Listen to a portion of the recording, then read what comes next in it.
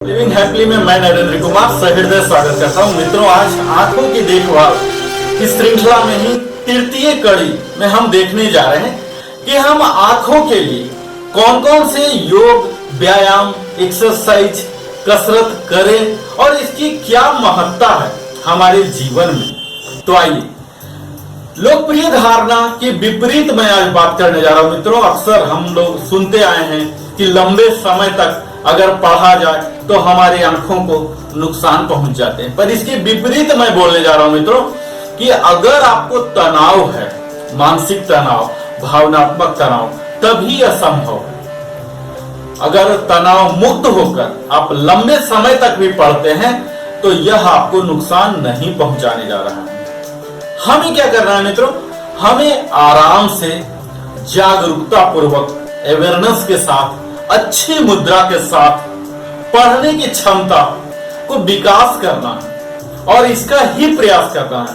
अगर हमारी मुद्रा सही है तो हमें तनाव नहीं होंगे और फिर आंख भी स्ट्रेसफुल नहीं होंगे।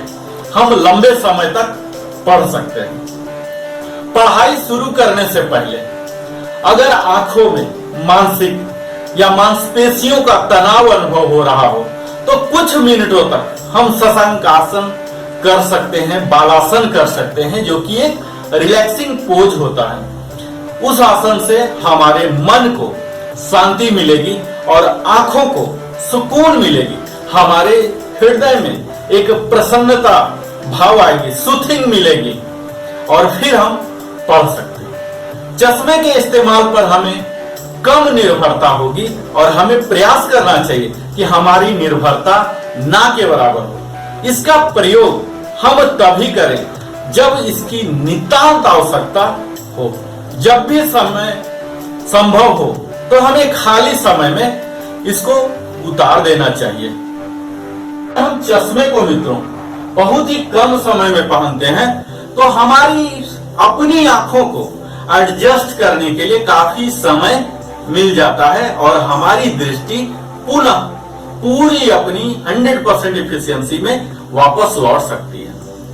सुबह अर्ली मॉर्निंग या सूर्यास्त के आसपास हम घास पर, रेत पर, नंगे धरती पर नंगे पैर चल सकते हैं, जो कि हमारे आंखों को बड़ा ही आराम और लाभकारी प्रभाव देता है। मित्रों, यह पैरों के तलवों और मस्तिष्क के दृश्य क्षेत्रों के बीच एक संबंध स्थापित करता है। यह विशेष रूप से उनके लिए तो और भी ज्यादा अनुशंसित है जो कि बड़ा ही जकड़ा हुआ प्रतिबंधात्मक रिस्ट्रिक्टेड शू या ऐसा फुटवियर पहनते हैं। आंखें बंद कर उगते या डूबते हुए सूर्य का हमें दर्शन करना चाहिए।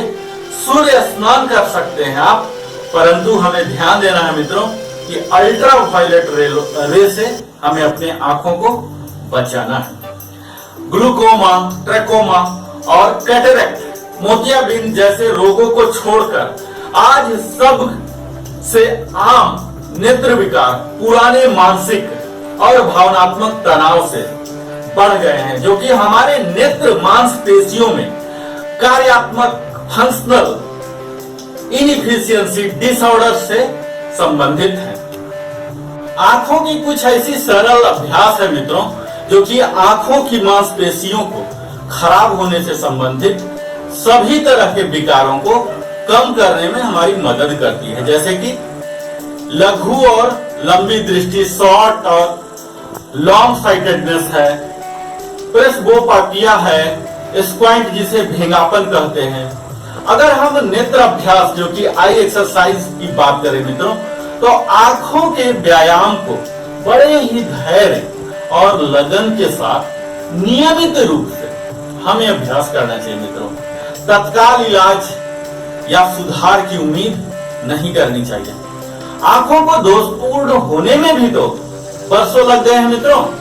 इसी प्रकार ध्यान देने योग्य या प्रगति पाने में, नोटिसेबल प्रोग्रेस होने में कुछ महीने या उससे अधिक समय भी लग सकते हैं। ऐसे कई लोग हैं जो जीवन में योगाभ्यास अपनाया और धीरे धीरे अपने चश्मे की शक्ति को कम करने में, यहाँ तक कि चश्मे को उतारने में भी सफल हुए हैं मित्रों।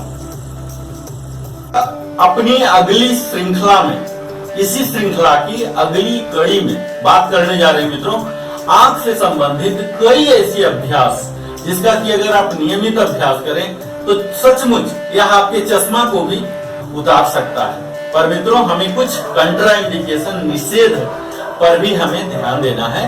जो लोग प्रमुख नेत्र रोगों जैसे कि glaucoma, trachoma, cataract, retinal detachment, retinal artery और वेन्स थ्रोम्बोसिस, आइटेरिसिस, केराटिटिस और कंजक्टिविटिस जैसे विकारों से पीड़ित हैं तो उन्हें केवल नेत्र विशेषज्ञ से ही परामर्श करने के बाद ही योग अभ्यास करना चाहिए और उल्टे आसन और कुंजल क्रिया से पूरी तरह परहेज करनी चाहिए।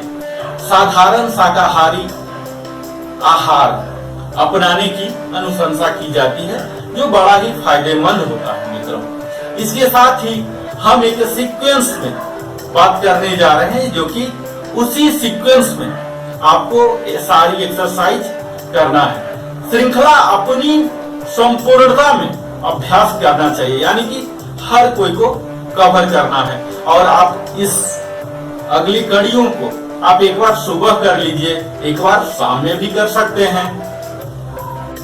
इन आई एक्सरसाइज के अभ्यास के दौरान हमें जरूर ध्यान देना चाहिए मित्रों कि सबसे महत्वपूर्ण यह है कि पूरी तरह से सारे एक्सरसाइजेज को बड़ा ही आराम से हमें करना है, तनाव नहीं लेना है, क्योंकि इससे थकान और आंखों की थकान और बढ़ जाएगी। चेहरे की मांसपेशियां, भौहों और पलकों की पूरी तरह से आराम में रखना है, जैसे कि हम शवासन में करते रहे हैं।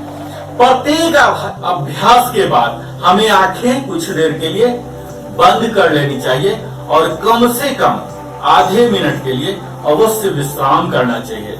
और इस समय आप पामिन का अभ्यास कर सकते हैं। और यह अवश्य ध्यान दीजिए कि जब भी हम आई एक्सरसाइज कर रहे हैं तो चश्मा या कांटेक्ट लेंस नहीं लगाना है। तो मित्रों इस श्रृंखला में आपने देखा कि आई एक्सरसाइजेज का क्या महत्व है।